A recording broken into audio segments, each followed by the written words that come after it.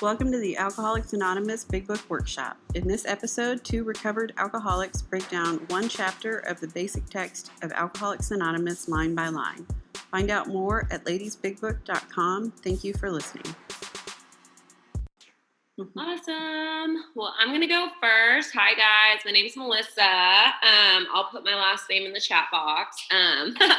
And I have, my sobriety date is 12/10/17, and I'm available for sponsorship. So, chapter 7 is awesome.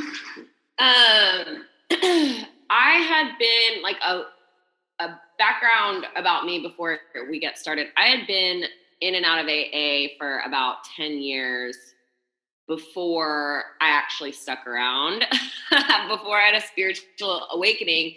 And I always remember seeing these people, like a very small minority in the meetings that I was going to, but I remember seeing people who looked happy and looked different, right? And they really looked free. And I wondered what the difference was between those people, right? And a lot of the people that I was hanging out with, right? And myself, obviously. And come to find out, the secret sauce in all of this is step 12, right? Working with other people. And I don't know, along the way, somehow in AA, working with others has gotten lost in mainstream AA, you know. I didn't know anybody, any one of my friends, my sponsor, anything like that, who carried the message, who, you know, other than occasionally having like a sponsee here or there, really worked with other people. And it was kind of looked at as an optional thing. But if we are looking at the 12 steps and we have to work the 12 steps to have a spiritual experience, step 12 is part of that, right? So it's not really an option. And it turns out it's like the coolest part of this whole deal. So we'll get started. And it's funny because Shelly and I were talking about this before we jumped on, like before, you know, the call started. And we were talking about the pandemic and how if we were supposed to be going to meetings to stay sober, all of us would be screwed right now.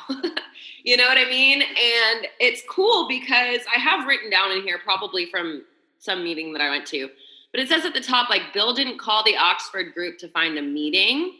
He called another alcoholic to do service work when he was in trouble, right? Which is a huge kind of running theme of like the purpose of Alcoholics Anonymous, right? So I'm just going to start reading because we have a lot to get through today, but our primary purpose is working with others, right? Okay, so we start reading on page 89, chapter 7. It says, practical experience shows that nothing will so much ensure immunity from drinking as intensive work with other alcoholics. It works when other activities fail. This is our 12th suggestion. Carry this message to other alcoholics. You can help when no one else can. You can secure their confidence when others fail. Remember, they are very ill. So,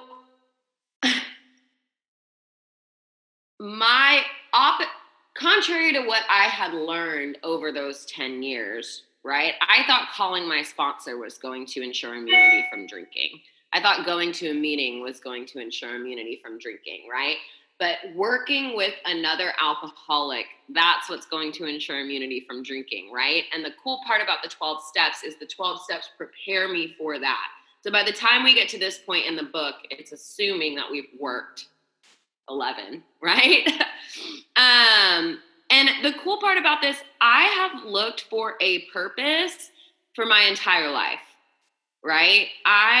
That's one of the many drunken things that I would cry about, right? I don't have a purpose in life. Like, what's the meaning of all of this, right? And it tells me right here that I can help when no one else can. That's so powerful. You know what I mean? And yes, that means us as alcoholics, but it also means me as a person, right? There are people who, you know, Kat might connect to when she's speaking really well, or Shelly, you know what I mean? But there are specific people that God will put in front of me that I am supposed to connect to. You know what I mean? And how cool is that purpose? It's literally God is handing me this purpose on a silver platter. It's pretty awesome. Life will take on new meaning, to watch people recover, to see them help others, to watch loneliness vanish, to see a fellowship grow up about you, to have a host of friends. This is an experience you must not miss. We know you will not want to miss it. Frequent contact with newcomers and with each other is the bright spot of our lives. So how cool is that? And that's what I wanted out of drinking, y'all. I wanted a host of new friends. I wanted loneliness to vanish, you know? I wanted this sense of purpose and connection, and I tried to find it through a bottle, but this is telling me right here that service work is going to give me that, which is so, so neat. And to see a fellowship grow up about you, the fellowship that I have found with the women that I carry this message with is unlike any other friendship I've had. You know, we like go into one of those hospitals or go into a treatment center and we come out on cloud 9. And all of us are like jazzed and we're like, how cool was that? You know what I mean? It just connects you with people in a way that not a lot of other things can. So here we start to get into how we're supposed to find these alcoholics, right? It says, perhaps you are not acquainted with any drinkers who want to recover. You can easily find some by asking a few doctors, ministers, priests, or hospitals.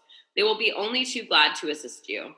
Don't start out as an evangelist or reformer. Unfortunately, a lot of prejudice exists. You'll be handicapped if you arouse it. Ministers and doctors are competent, and you can learn much from them if you wish, but it happens that because of your own drinking experience, you can be uniquely useful to other alcoholics. So cooperate, never criticize. To be helpful is our only aim, right? And nowadays, there's literally, you can go to, you know, an email list of your AA meeting, or you can, you know, go to they usually have like a board somewhere in the room where there's just a list of service opportunities that you can go do, right? But the point is that back when the book was written, they were going and seeking out these people. They weren't sitting back and letting people come to them. They were taking an active part in step 12 and saying, okay, I'm going to go find another alcoholic because there's someone out there that needs me. You know what I mean? Needs to hear this message. So,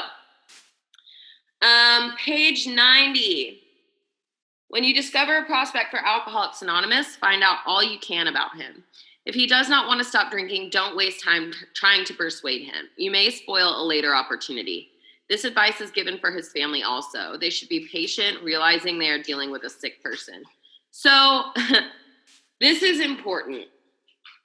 And from personal experience, like I've already said, I was in and out for many, many years. And the message that I always heard was, don't drink, don't drink, don't drink, stay here, go to meetings, go do this, da, da, da. You know what I mean? And all that did, it spoiled a later opportunity, you know? And so when we are not ready to stop drinking, we might stumble into AA or across somebody for, I don't know, because our parents are making us go, or our significant others tell us that we need to go to a meeting or whatever, you know what I mean?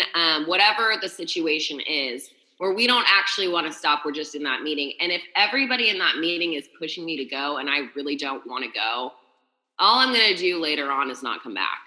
You know, when I'm working with somebody or when I'm talking to someone that doesn't want to stop drinking, my job is not to convince them. That's God's job. You know, the only thing that's going to get somebody through the door is alcohol, not Melissa. And I think all of us have experienced, you know, on the other end of that, where we maybe stopped before we were ready. And in my experience, it's like all that did was make me think that AA didn't work. You know, thank God I made it back in here. But my perspective on the 12 steps and on AA was, this doesn't work. I've tried it a million times and it doesn't work. I don't know how it's going to be different this time. So I try to keep that in mind when I'm talking to a newcomer and they're like, you know, one of the first questions I ask is, are you ready to stop? And if they're not, yes, 100%, I'm hosed, please God, help me. it's like, okay, take your time. I'll be here for you. If you want to call me and ask me any questions, I'm here. If you want to meet and have a cup of coffee, okay. But I'm not going to take you through the steps or try to convince you to stop drinking until you are really done.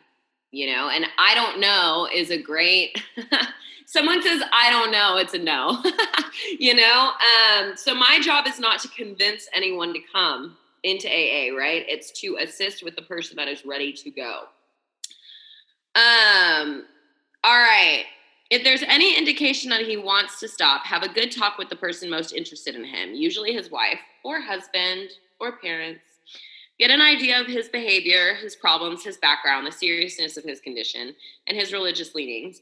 You need this information to put yourself in his place to see how you would like him to approach you if the tables were turned. I love how the big book, it just immediately starts, we're not thinking of us anymore, right? The purpose of the 12 steps is to prepare me to work with another alcoholic, not to make me happy. And it's immediately telling me, how are you, Melissa, how are you going to put yourself in this person's shoes? Learn as much as you can about them and put yourself in their shoes, right? Sometimes it's wise to wait until he goes on a binge. The family may object to this, but unless he is in a dangerous physical condition, it is better to risk it. Don't deal with him when he is very drunk unless he is ugly and the family needs your help. Wait for the end of the spree or at least for a lucid interval. Then let his family or a friend ask him if he wants to quit for good and if he would go to any extreme to do so. If he says yes, then his attention should be drawn to you as a person who has recovered. You should be described to him as one of a fellowship who, as a part of their own recovery, try to help others and who will be glad to talk to him if he cares to see you. And I think we all understand the gift of desperation, right? I've got to wait, unfortunately, and it's painful, y'all, to tell somebody, go on a bender. It's not easy, especially if, if I can recognize that they have some of the signs of alcoholism and then they tell me they're not ready to stop, it's not my job to tell them, oh, you're an alcoholic, you need to stop, right? Again, it's my job to let God do his thing and for them to beat themselves into the ground. And that sucks. It's not easy. I mean, I know personally, it's not easy to tell somebody, go drink more. And it's certainly not easy to tell their family, you need to wait and they need to drink more, but the less we get in the way of someone else's step one experience, the better it's going to go for them. You know what I mean? So after hopefully this bender, if they're ready to stop, we only approach the man. They keep emphasizing this in this book. Right? I'm only going to go to this guy or girl, right? I'm only going to go to this girl if she wants to see me, if she wants to stop. I'm not going there to convince anyone. If he does not want to see you, never force yourself upon him. There it is today. Again, neither should the family hysterically plead with him to do anything, nor should they tell him much about you. They should wait for the end of his next drinking bout. You might place this book where he can see it in the interval. Sneaky, sneaky. Here, no specific rule can be given. The family must decide these things, but urge them not to be over anxious, for that might spoil matters. Usually, the family should not try to tell your story. When possible, avoid meeting a man through his family. Approach through a doctor or an institution is a better bet. If your man needs hospitalization, he should have it, but not forcibly unless he is violent. Let the doctor, if he will, tell him he has something in the way of a solution. When your man is better, the doctor might suggest a visit from you. Though you have talked with the family, leave them out of the first discussion. None of us want to hear, I talked to your mom. I talked to your wife. I talked to your husband. He told me to come see you. Nobody wants to hear that. That's immediate shutdown mode for me anyway, right? Under these conditions, your prospect will see he is under no pressure. He will feel that he can deal with you without being nagged by his family. Call on him while he is still jittery. He may be more receptive when depressed, right? There is that window of talking to somebody where they are desperate and ready to go. And our minds will flip back on so fast and convince us to out the door. You know what I mean? That week to a month period that If someone is desperate and jittery and they want to talk to me, that's when I go. I don't say, oh, I have plans today, I need to go later in the week. I go. See your man alone if possible. At first, engage in general conversation. After a while, turn the talk to some phase of drinking. Tell him enough about your drinking habits, symptoms, and experience to encourage him to speak of himself. And this is where I'm uniquely qualified, right? This is where that shows up. Not in a meeting where I tell war stories and I talk about consequences. It shows up when I go seek out that alcoholic. They, and I'm telling them about myself. That's when I can tell them the crazy stuff. You know what I mean? That's when I tell them all of the consequences that I had and how I still went right back to the drink. You know what I mean? That's when I talk about the allergy and no matter how many decisions I made to have 2 or 3, I had X. You know what I mean? That's when I go and I explain to him everything that I know, right? So that he can relate, so that he can tell me what their experience is. You know what I mean? If he wishes to talk, let him do so. You will thus get a better idea of how you ought to proceed. If he is not communicative, give him a sketch of your drinking career up to the time you quit, but say nothing of how that is accomplished. If he is in a serious mood, dwell on the troubles liquor has caused you, being careful not to moralize or lecture. If his mood is light, tell him humorous stories of your escapades. Get him to tell some of his. I love how empathetic this paragraph is, and it's saying, like, empathize with this person. Look at what kind of a mood they're in. If somebody's miserable, don't go in there and laugh about how many times I've been to jail, right? But it's saying, like, really consider what this other alcoholic is going through and draw off of your experience, right? And this is the cool part for me too, where my guilt starts to go away, right? When I'm looking another alcoholic in the eye and I'm saying, this is what I did, right? And no matter how much guilt and pain I felt over that moment, it's now being turned around and being used to help someone else.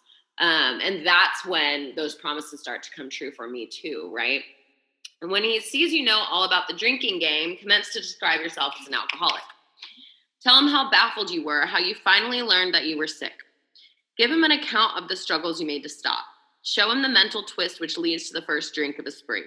We suggest you do this as we have done in the chapter on alcoholism. If he is an alcoholic, he will understand you at once.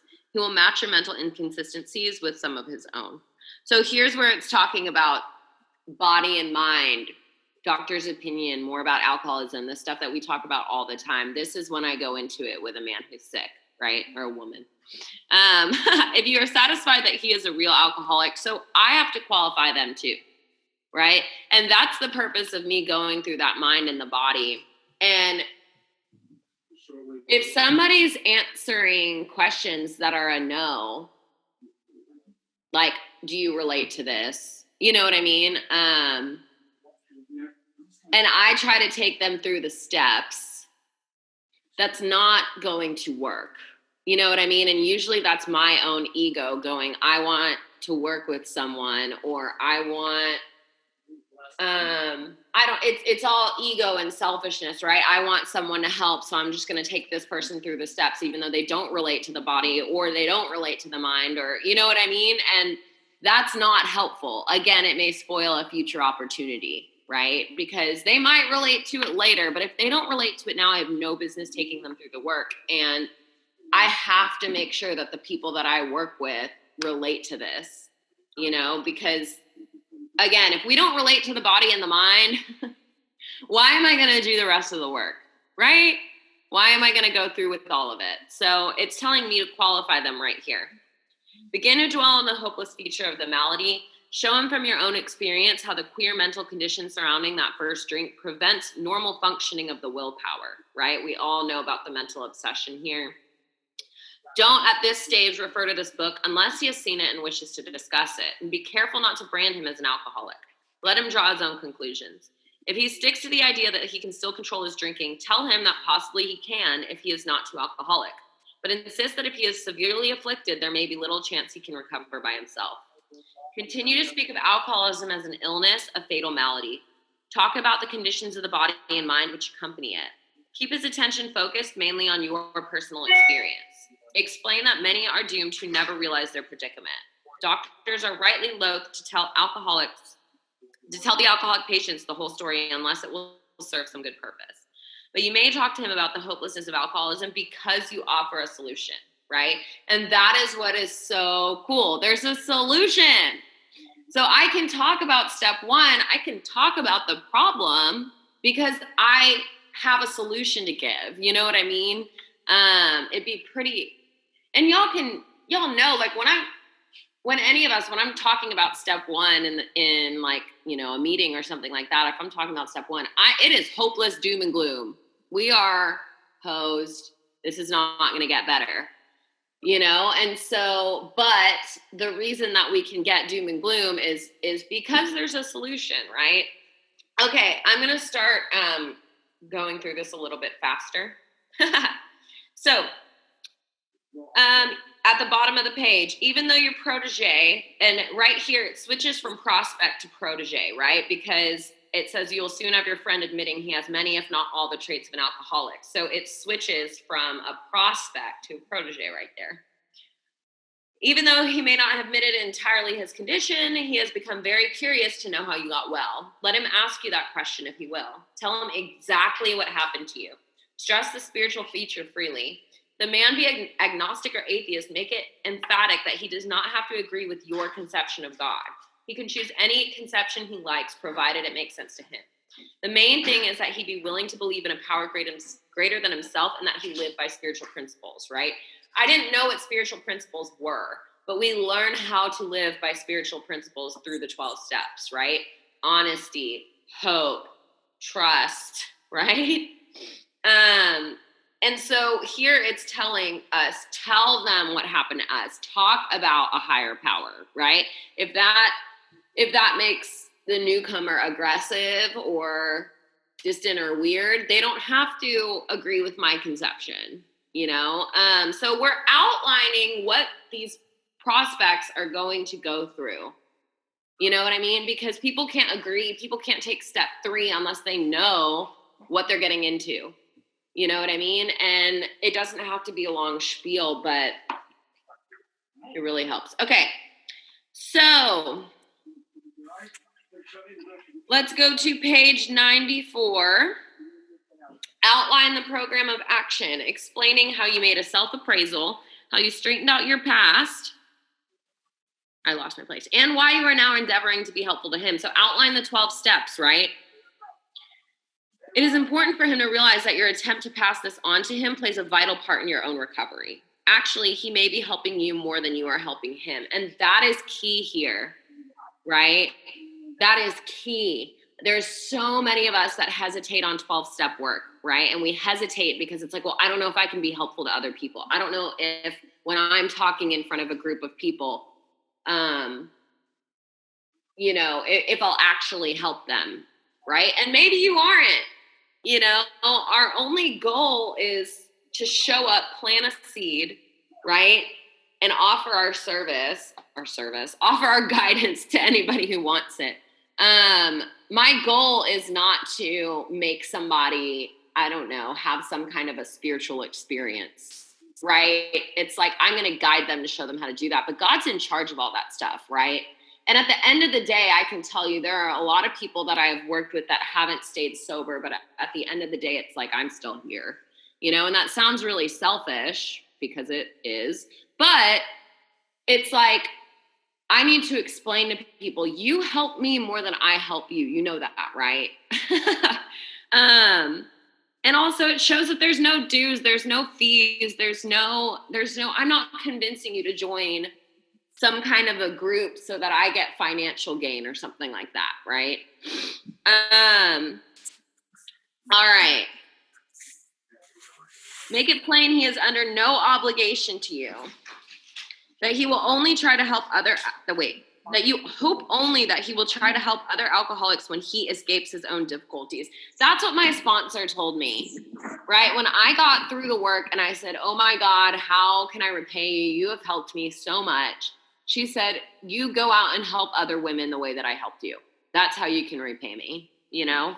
suggests how important it is that he place the welfare of other people ahead of his own, which is a foreign concept to us when we're new, right? I was like, how do I even do that? I don't know. But that's the point of all of this, right? That's the point. The point is to think of others. Okay, make it clear again that he is not under pressure. He needn't see you again if he doesn't want to. You should not be offended if he wants to call it off, for he has helped you more than you have helped him. It says it again, right? If your talk has been sane, quiet, and full of human understanding, you have perhaps made a friend. Maybe you have disturbed him about the question of alcoholism, right? Maybe I've planted a seed, even if he's not running to me to work the steps immediately. Maybe I've planted a seed. He will be more this is all to the good. The more hopeless he feels, the better. He will be more likely to follow your suggestions, right? I was only willing when I was out of options. Okay, so let's go to page 95. I'm going to get through these last 2 pages of the half of the chapter pretty fast. Unless your friend wants to talk further, do not wear out your welcome. Give him a chance to think it over.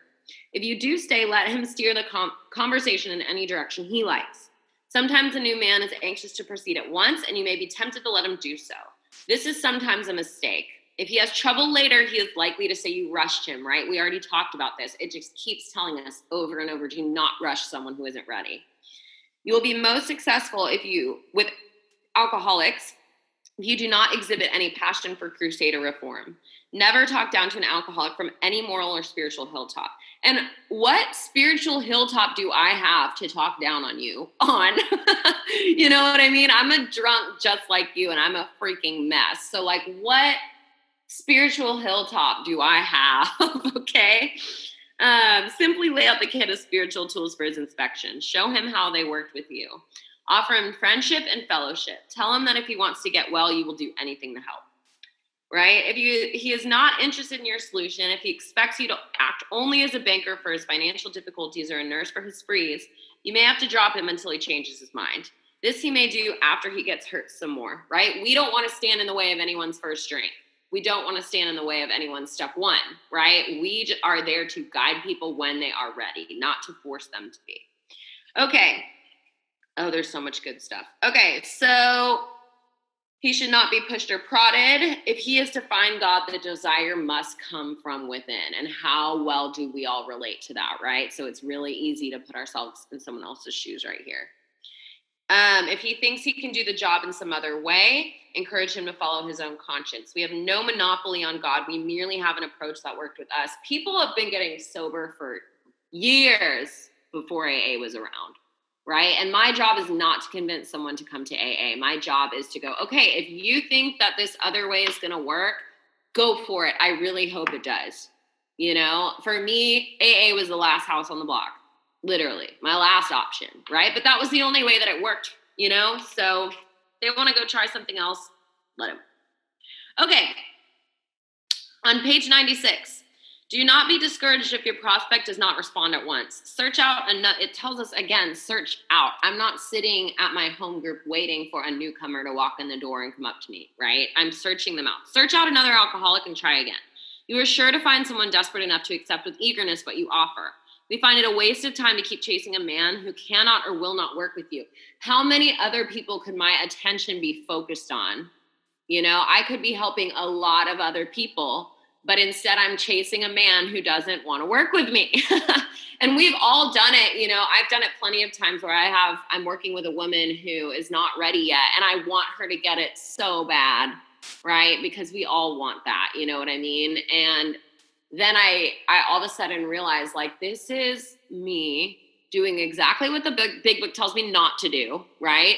And I'm nursing her financial sprees. I'm, helping her out in positions where I shouldn't be, right? When I could be spending that time helping somebody who really wants it, right? Okay. If you leave such a person alone, he may be soon convinced that he cannot recover by himself. To spend too much time on any one situation, we just talked about this, is to deny some other alcoholic an opportunity to live and be happy. One of our fellowship failed entirely with his first half dozen prospects. He often says that if he had continued to work on them, he might have deprived many others who have since recovered of their chance, right? Suppose now you are making your second visit to a man. He has read this volume and he says he is prepared to go through the 12 steps of the program of recovery. Having had the experience yourself, you can give him much practical advice. Let him know you're available if he wishes to make a decision and tell his story. Step 3, right? But do not insist upon it if he prefers to consult someone else, right? This is telling us again and again, get the ego out of it. Get me out of it. I'm here to be a guide to get you connected to God. If you want to work with somebody else, go work with somebody else, right? He may be broken homeless. If he is, you might try to help him get a job or give him a little financial assistance.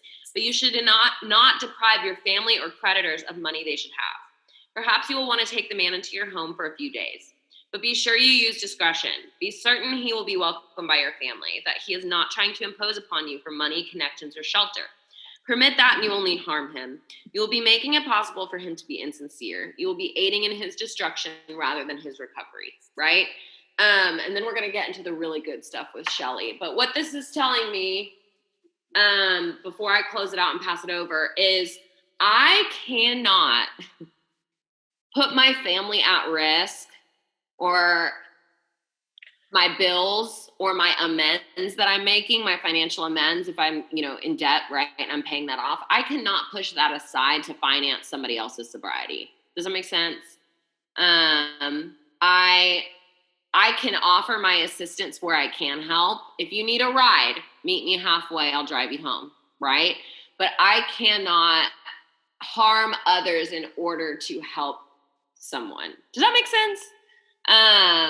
And so we need to keep all of that in mind, right? Because it gets really easy to just get pumped and like, here's all my money. I'll drive you anywhere. Come with me here. Do that. You know what I mean? And we cannot do that, right? The other person has to meet us halfway, and we also have to clear it with everyone else involved. All right, I'm going to shut up now. Pass it to Shelley. Thanks, y'all. Thanks, Melissa. We've heard some really great stuff so far and how to go out and find a new person to start working with. So I'll just continue on where Melissa left off. We're going to get through this whole chapter today. Never avoid these responsibilities, but be sure you are doing the right thing if you assume them. Helping others is the foundation stone of your recovery. A kindly act once in a while is not enough. You have to act the Good Samaritan every day, if need be. It may mean the loss of many nights' sleep, great interferences with your pleasures, interruptions to your business. It may mean sharing your money and your home, counseling frantic wives and relatives, innumerable trips to police courts, sanitariums, hospitals, jails, and asylums. Your telephone may jingle at any time of the day or night. Your wife may sometimes say she is neglected. A drunk may smash the furniture in your home. I love that. Or burn a mattress. That would be crazy, but I'm sure it's happened. You may have to fight with him if he is violent. Sometimes you will have to call a doctor and administer sedatives under his direction. Another time you may have to send for the police or an ambulance. Occasionally you will have to meet such conditions. So this paragraph's kind of laying out what the different kind of things that happen to us as we're starting to work with newcomers. I mean, if you think about put yourself in that position when you were first trying to get sober, and I mean, things are pretty much a mess, right? Maybe you're not homeless, maybe you haven't lost everything, but there's usually some turmoil somewhere. And so we're able to, kind of guide them and give them some direction. But I also love what it says about your telephone jingling at all hours of the night. I mean, think about those of you that are already sponsoring women. I mean, here's the thing. Before I got sober, my phone would ring, and if it said unknown number or a number I didn't recognize, I'd be like, oh, decline. I can't do that today because I never know who is that person's going to be that's maybe trying to reach out to me for some help. So I've got to answer my phone and be available at all hours, of the day and the night. We seldom allow an alcoholic to live in our homes for a long time. It is not good for him, and it sometimes creates serious complications in the family. And like Melissa was saying, as a recovered alcoholic and just now starting to work with women and help them out, there's a good chance that I am still cleaning up a lot of destruction in my own home that I have created, so I have to be mindful of my family and not put them in harm's way. If we had time, I have so many crazy stories of when I first got sober and started helping other women. I like loaded up this girl's stuff in my car one time, and I was trying to help her get moved. And, we do all these crazy things sometimes because I was so gung-ho. Lisa always talks about how that pendulum swings, it can, with me, it swung in like the far right direction. I was overly trying to help people but like we were talking about earlier, I do not want to get in the way of where God wants that person to be able to get this, to be open-minded enough. Like I can't do what God's job is to do for them. I'm just simply here to be helpful. I've taken girls to the hospital. I've, picked them up. I've taken them to Maggie's or the 2-4 and all those things are great, but I'm not going to be loading up all her stuff, because she's been kicked out or lost a place, and bring her at home with my family. It talks about it in making our amends, and also the family afterwards, that there's usually a long road of reconstruction ahead. So I'm not going to put my family in that kind of situation when I'm probably just starting to clean up my own mess. But I am going to be as helpful as I can be. Though an alcoholic does not respond, there is no reason why you should neglect his family. You should continue to be friendly with them. The family should be offered your way of life. Should they accept and practice spiritual principles, there is a much better chance that the head of the family will recover. And even though he continues to drink, the family will find life more bearable. And that's an awesome part of this program, is when the family wants to get involved and wants to know, we have Al-Anon for the family members, but it's okay also if they don't, right? As an alcoholic that is just beginning this journey, my family doesn't have to do anything. They don't have to accept this. They don't have to get a full understanding of my condition. I'm the only one that has to do that. So it's great if the family wants to do that, but they don't have to. I've sponsored women in the past that, their husbands have called or their parent has called, and I offer them, as much help as I can, and then also try to direct them, because we have some great recovered alcoholics that are also in Al-Anon, and, I can steer them in that direction as well. For the type of alcoholic who is able and willing to get well, little charity in the ordinary sense of the word is needed or wanted. The men who cry for money and shelter before conquering alcohol are on the wrong track. Yet we do go to great extremes to provide each other with these very things when such action is warranted. This may seem inconsistent, but we think not. It is not the matter of giving that is in question, but when and how to give. That's the important part. Like we've stressed this several times, is I never want to get in God's way of where he wants that person to be with their step one. I can't, and also we'll talk about it in a second, but I can't have this new girl that I'm working with start relying on me for money, for rides, for, those type of things, because I'm teaching her right there that her reliance should be on me when that's not the case, right? Our reliance has to be on God. He's the one that's going to direct us. let's see, where did I leave off? Sorry. And here it is. The minute we put our work on a service plane, the alcoholic commences to rely upon our assistance rather than upon God. I should just be quiet and just read what the book says, right? He clamors for this and that, claiming he cannot master alcohol until his material needs are cared for. This is nonsense. Underline that, highlight it. Some of us have taken very hard knocks to learn this truth. Job or no job, wife or no wife, we simply do not stop drinking so long as we have placed dependence upon other people ahead of dependence upon God. That is a very important paragraph in this, step 12 that we're talking about.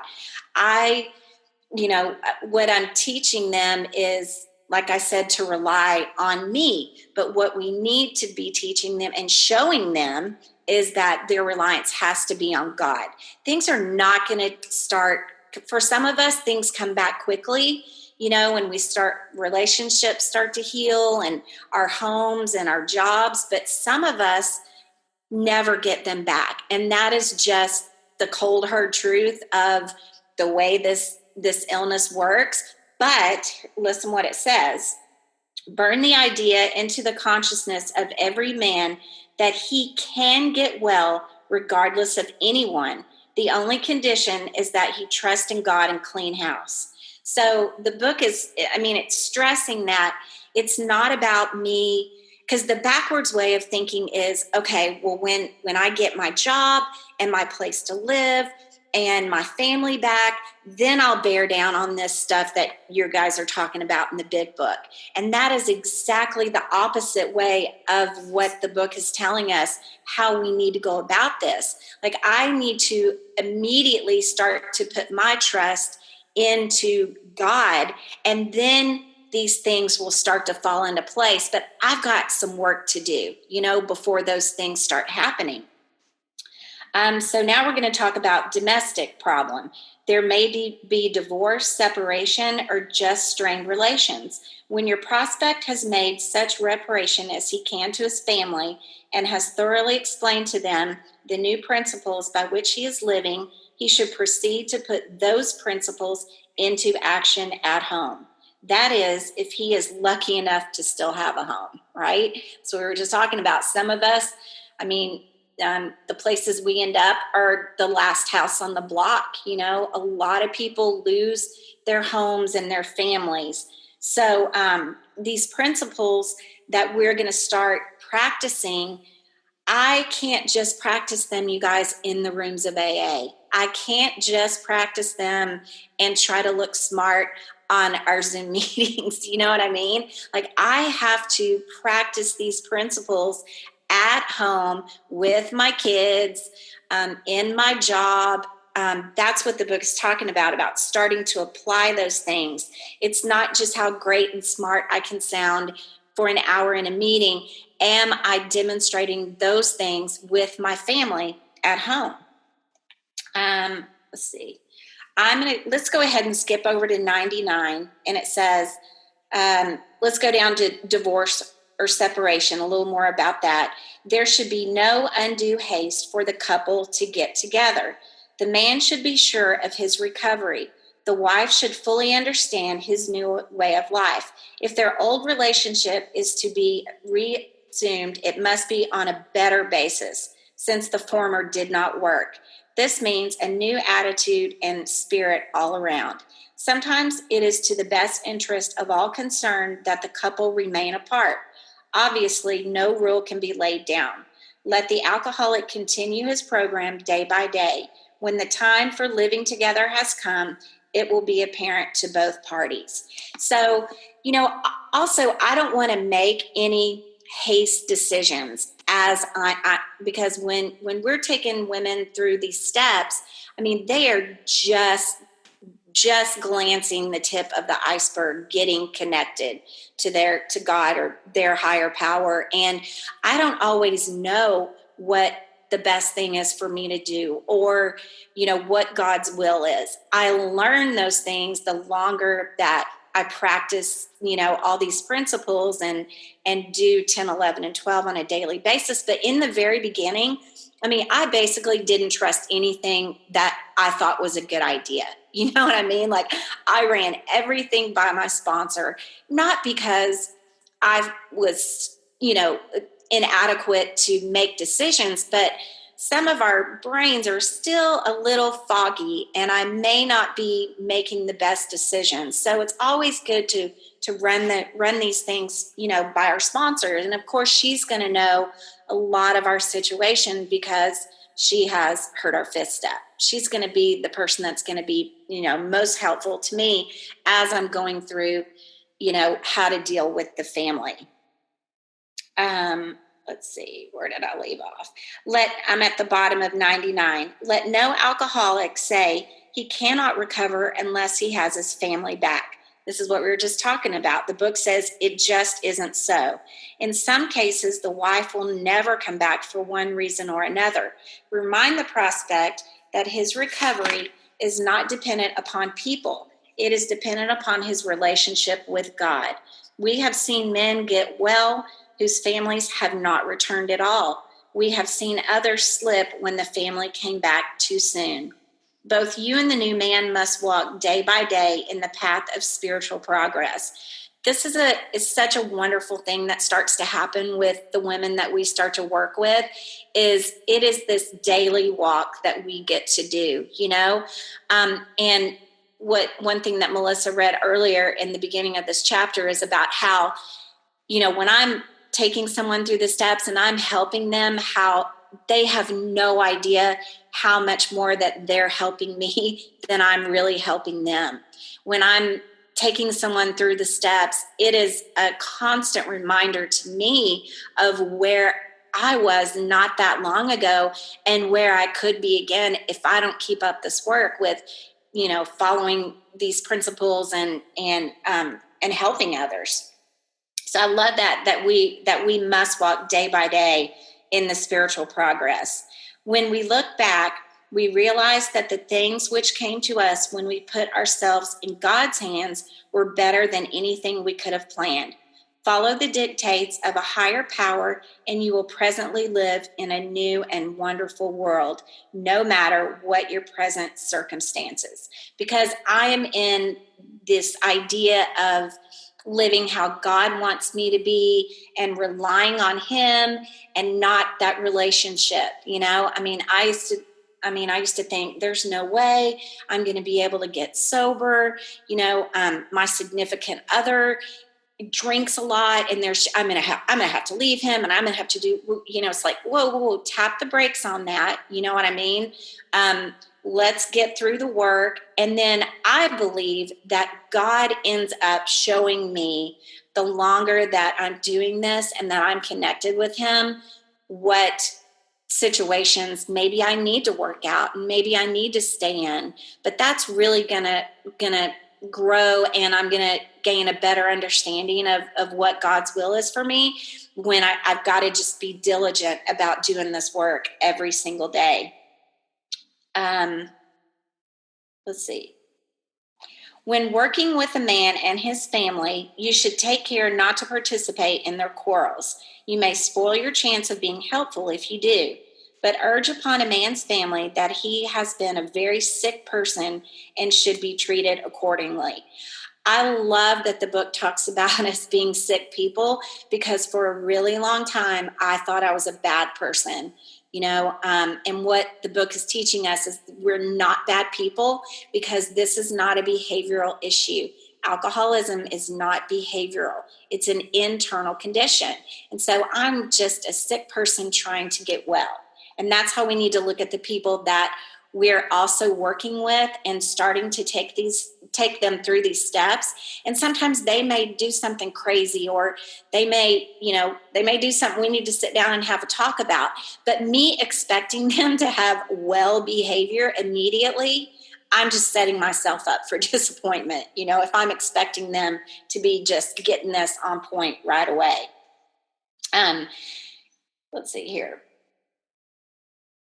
You should warn against arousing resentment or jealousy. You should point out that his defects of character are not going to disappear overnight. No, they're not, right? I'm doing the steps 4 through 9 on Saturdays. And we were just talking about this yesterday, about these defects of character. It would be awesome when I say that 6 and 7, if God just automatically removed all of them, just because I find them objectionable, and then I just pray and boom, they're all gone. But that's not the way it works. It's about applying all of this action when those things start to get removed. I'm going to skip down to the bottom. Assuming we are spiritually fit, we can do all sorts of things alcoholics are not supposed to do. People have said we must not go where liquor is served. We must not have it in our homes. We must shun friends who drink. We must avoid moving pictures which show drinking scenes. We must not go into bars. Our friends must hide their bottles if we go to their houses. We mustn't think or be reminded about alcohol at all. But our experience shows that this is not necessarily so. We meet these conditions every day. An alcoholic who cannot meet them still has an alcoholic mind. There is something the matter with his spiritual status. His only chance for sobriety would be someplace like the Greenland ice cap, and even there an Eskimo might turn up with a bottle of scotch and ruin everything. Ask any woman who has sent her husband to distant places on the theory he would escape the alcohol problem. These are some great promises that the book talks about, is because remember, if you look back as we're going through the steps, and the 9th step promises are beautiful promises, but I love the 10th step promises, because that's when it tells me that the alcohol problem has been removed. I don't wake up every single day and go, God, please, today, I hope you keep me sober. Don't let me drink today. Like living in that fear. That's not what it is when we're a recovered alcoholic. Like I just wake up, get hooked up with God, do my morning meditation, and then I'm off for my day. I don't have to avoid people, places, and things, right? I used to hear that all the time in treatment. You got to avoid people, places, and things. Like I went to treatment one time, and they told my husband, you're going to have to take all the alcohol out of the house before Shelly gets home. Like it is just a bad situation. This is not going to be good for her. But that's not what the book is telling me, right? Like if I work these steps and have this spiritual awakening, God has removed the alcohol problem, right? I mean, what is removed is that obsession. I'm always going to have the allergy because my body will never change. But that mental obsession, you guys, we can be free of it. And I can go anywhere that anyone else can go. But here, we'll read on because the book kind of talks about a few stipulations. So let's start at the bottom. So our rule is not to avoid a place where there is drinking, and this is the important part, if we have a legitimate reason for being there. That includes bars, nightclubs, dances, receptions, weddings, even plain ordinary whoopee parties. To a person who has had experience with an alcoholic, this may seem like tempting providence, but it isn't. You will note that when we made an important qualification, therefore, ask yourself on each occasion. So here's what we need to ask ourselves as we're walking into one of those situations. Have I any good social, business, or personal reason for going to this place? Or am I expecting to steal a little vicarious pleasure from the atmosphere of such places? If you answer these questions satisfactorily, you need have no apprehension. Go or stay away, whichever seems the best, but be sure you are on solid spiritual ground before you start, and that your motive in going is thoroughly good. Do not think of what you will get out of the occasion. Think of what you can bring to it. But if you are on shaky ground, you had better work with another alcoholic instead. That's always our go-to, right? Is if I'm on shaky ground, if I'm not thinking this is, I'm a little apprehensive, then I'm going to go work with another alcoholic. But also what the book is saying is that, guys, we can go to these places. My old job, we had events all the time in bars. We had happy hours. We had, client things that needed to happen. And the book is telling me that if I'm spiritually fit, that I can go to these things. I can always duck out as it's getting later in the night and maybe people are, starting to have a few too many, which is great. They're allowed to do that. They're not alcoholics. I'm the one that, if I'm feeling a little uncomfortable, I'm going to go to that event. I'm going to see what I can bring to it. And that's another important part about this is it's not about what is this going to do for me? Oh, poor me. I can't drink and everyone else can. And I'm going to sulk and sit in the corner or even get mad at the people who are drinking and having a good time, right? That's not freedom from alcohol. But this is kind of a suggestion that the book is talking about that we haven't done before, which is thinking of others. I'm going to this baby shower or I'm going to this wedding because I can show up and I can contribute to the event or whatever it is that's going on instead of me taking from it. I can just think back of how many times I was at someone's wedding or a baby shower or even just Christmas with my family. And I ruined the whole thing because I show up and I'm loaded. This is my opportunity now to be able to show up there and to bring something to the party, not just be taken away like I had done my whole life. Why sit with a long face in places where there is drinking, sighing about the good old days? That's what I was just talking about. We don't want to sit around and be mopey and be like, oh, I'm so, this sucks. I can't drink. That's not what these promises and these steps do for us.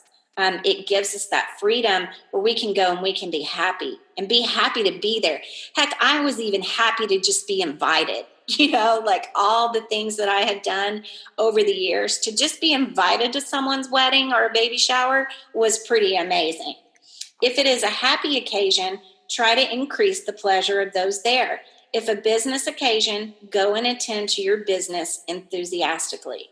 If you are with a person who wants to eat in a bar, by all means, go along. Let your friends know they are not to change their habits on your account. And I like that because no one in my life has to change how they are or what they normally do for me to be okay. Everybody can just keep doing what they're doing and what makes them happy. And it doesn't affect whether I'm going to stay sober or not. It has nothing to do with that. At a proper time and place, explain to all your friends why alcohol disagrees with you. That is, if they don't already know. If they're friends and you've been around them for a while or family, they probably already know that alcohol disagrees with you. If you do this thoroughly, few people will ask you to drink. While you were drinking, you were withdrawing from life little by little. Now you are getting back into the social life of this world. Don't start to withdraw again just because your friends drink liquor. We want to be able to enjoy life now. And either God has removed that alcohol obsession or he hasn't, and these things are, if you've got some event and you're a little apprehensive, talk to your sponsor about it. Maybe you guys can talk through some things and she can point some things out. Maybe it's a good idea that you don't go. Make sure that your motives are good if you're going to attend one of these things. Your job is now to be at the place where you may be of maximum helpfulness to others. So never hesitate to go anywhere if you can be helpful. You should not hesitate to visit the most sordid spot on earth on such an errand. Love this. Keep on the firing line of life with these motives, and God will keep you unharmed. Staying on the firing line is what we want to do every single day. That is me constantly thinking of others and trying to find another woman to work with, and even if it's just to start out as their friend, that's okay too. It's not like, oh, I can't continue, talking to this person or helping them just because they don't want me to be their sponsor. No, that's not our job. Our job is to be helpful in any sense that we can be. It's okay if you start working with a woman and then she doesn't want to work with you anymore, and maybe she wants to work with somebody else. That's okay. If I take that personally, that's about my own ego. I have to have her best interests at hand, and maybe God is directing her to someone else. I don't know that, so I always want to go with this loving spirit and just to be helpful. Many of us keep liquor in our homes. We often need it to carry green recruits through a severe hangover. Some of us still serve it to our friends, provided they are not alcoholic. But some of us think we should not serve liquor to anyone. We never argue this question. We feel that each family, in the light of their own circumstances, ought to decide for themselves. We are careful never to show intolerance or hatred of drinking as an institution. Experience shows that such an attitude is not helpful to anyone. Every new alcoholic looks for the spirit among us and is immensely relieved when he finds that we are not witch burners. A spirit of intolerance might repel alcoholics whose lives could have been saved had it not been for such stupidity. We would not even do the cause of temperate drinking any good, for not one drinker in 1,000 likes to be told anything about alcohol by one who hates it. I mean, I'm not going to go through these steps and then all of a sudden become this holier than thou. The book already tells us we're not going to preach from this mountain, the spiritual hilltop, I don't know what their circumstances are. If they like drinking, let them drink, I just can't do that because of what I learned in step 1. I've got this allergy, but I'm not going to condemn other people for having a good time. I actually kind of find it amusing nowadays when I go to an event and, people are having a great time and, getting loaded. I mean, they're having fun and there's nothing wrong with that. Just because I'm an alcoholic doesn't mean that I can't serve alcohol to my friends. Now, all of this is based on where we are spiritually. And the book does stress that over and over, that we can meet any of these conditions as long as we're spiritually fit. Someday that we hope that Alcoholics Anonymous will help the public to a better realization of the gravity of the alcoholic problem, but we shall be of little use if our attitude is one of bitterness or hostility. Drinkers will not stand for it. I love this. After all, our problems were of our own making. Bottles were only a symbol. Besides, we have stopped fighting anybody or anything. We have to. That is a beautiful promise right there, that we've stopped fighting anything or anybody. I just get to live through life and enjoy it as much as I can today and see what I can contribute, whether it's working with a newcomer or whether, I'm been asked to tell my story somewhere, or no matter what those circumstances are, I get to be helpful today. And that's why there's a whole chapter written on working with others. Thank you for listening to the Alcoholics Anonymous Big Book Workshop.